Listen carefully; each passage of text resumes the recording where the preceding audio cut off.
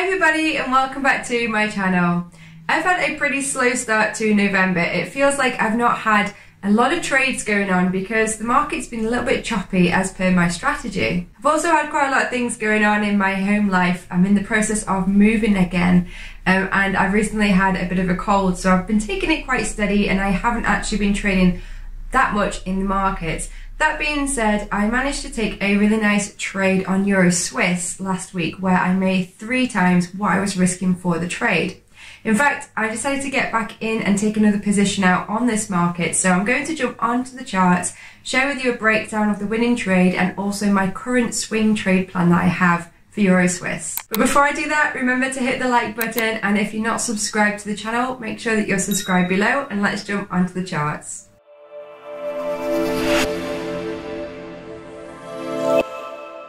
Okay guys, so before I jump onto my broker and share with you my current trade, I just want to give you guys a little update on my funded account challenge that I have with the 5%ers.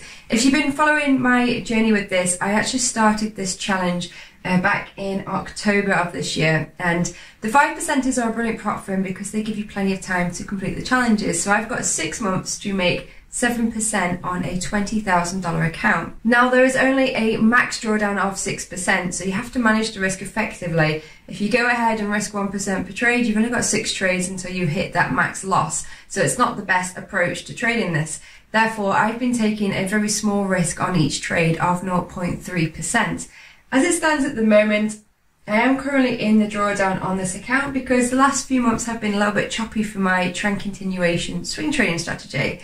But I've been managing my risk. I've not hit max drawdown yet, so I'm still in this account, and I've just been working out what I need to do to bounce back with the time that I have left. So I've got just over 2 months left on the account. I'm currently down about 3%.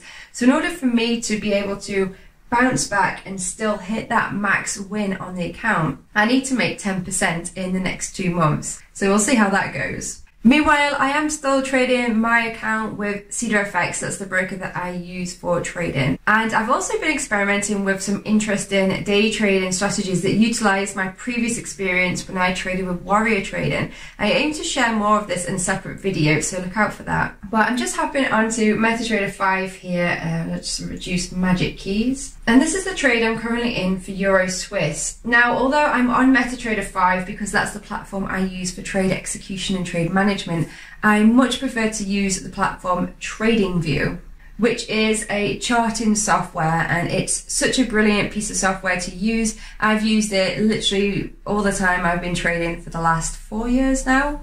And they have both free and paid packages, so if you've not already checked out TradingView, I highly encourage it. So here is the daily chart for Euro Swiss, and I'm going to just share with you the trade that I took last week and then obviously the trade I'm currently in. So as you can see, I think it's pretty clear that we're in a downtrend on Euro Swiss because price is trending lower. And what I did to determine my first initial trade on Euro Swiss was I measured this previous pullback measurement here, and I simply just copied this trend line, I applied it to the low here, and as you can see, price beautifully came to that pullback measurement, which also took it into this interesting area of structure here where we had a bit of support building. Well, for my first trade on Euro Swiss, once we got into this area here and we started to get this big bearish momentum candle right here, that's when I decided to drop to the 4-hourly time frame to see if I could find a good entry point for short.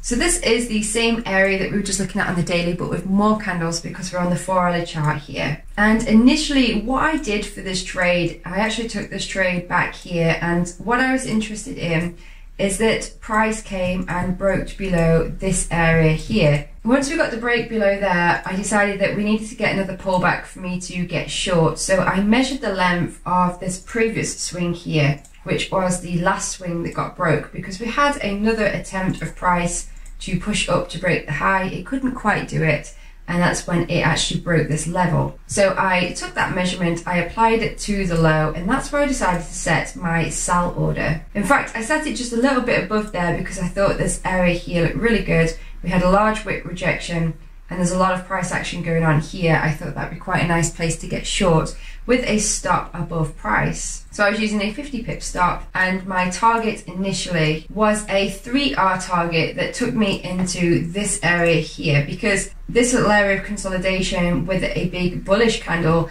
I thought that might act as a support in structure. So I thought if price came down here, it might get a little bit of resistance there and support to get back for the buy side. So that's why I decided to set my target here. And as you can see, price came up, it triggered my entry short, and then it came down quite nicely, and naturally I gained that 3R profit. So that was trade number one that I took. Now the second trade that I'm currently in with Euro Swiss, I decided to have another go based on the same daily signals and 4-hour price action. So here we are back on the daily time frame, and as you can see from my first trade, we got that push up, we got that double top pattern, and price has come back down with bearish momentum. Now what I'm interested in here is this is a really nice double top on the daily, and so I'm looking for a retest of the bottom of that area here for an entry short. And here is a zoomed in version of the Forex chart of my trade entry. So here is the nice double top, aiming for a retest here. My order got triggered on Tuesday here with this really nice bearish pin bar, and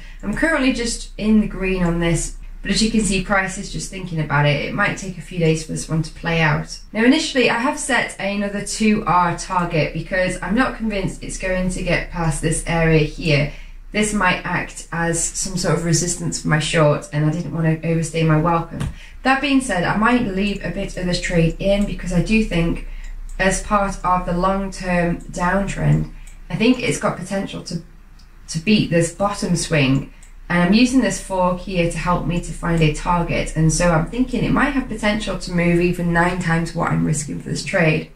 But if it does that, it's using the daily time frame, it's going to take a long time to do that. So I'm just going to see how it goes, how it plays out, and try to be patient, which is pretty much the key when it comes to trading. But just going through my watch list here just before I wrap up this video, just to share with you a few pairs I have on watch. Here are some of the majors. Euro USD, I'll just go back to the daily time frame, which is a little bit more clear. Euro USD seems to, it's obviously been in this long-term downtrend, but it seems to be maybe even changing here and moving into an uptrend. It's pushing up with some strong bullish momentum, and I've just measured the length of the previous pullback, and I'm basically following price with this measurement here, which also will take it into this yellow area of structure, which was a previous pullback for the downside. If price comes back down here and then starts to build something, gives me a candlestick signal for entry, I may be interested in getting in long there. But I don't really expect that to be this week. It's probably going to be towards next week. And it's quite a similar setup here on pound dollar. I've also got Australian dollar, US dollar on watch here. Again, a similar setup, measuring the length of the previous pullback, applying it to the high. I've got an alert set here, and I've not got this trade set because the stop is not in the right place. But if we start to get something build up here that I can use for a trade entry, that's when I would get interested. And I was watching a couple of trades here on USD yen because we have been in the strong uptrend, but price has recently broken this structure with some strong bearish momentum.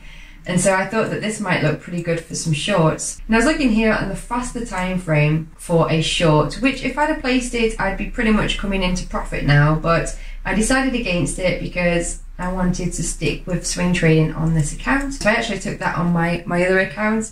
But for this one, I'm just seeing if we get a deeper pullback in line with this daily setup here, which also lines up nicely with a retest of this structure. So that's just a few trades I have on watch. I hope you guys are having a great week. Do let me know in the comments below how trading has been for you. If you've enjoyed this video, please be sure to like it. It's always great to see that you're liking the videos because I will continue to make them.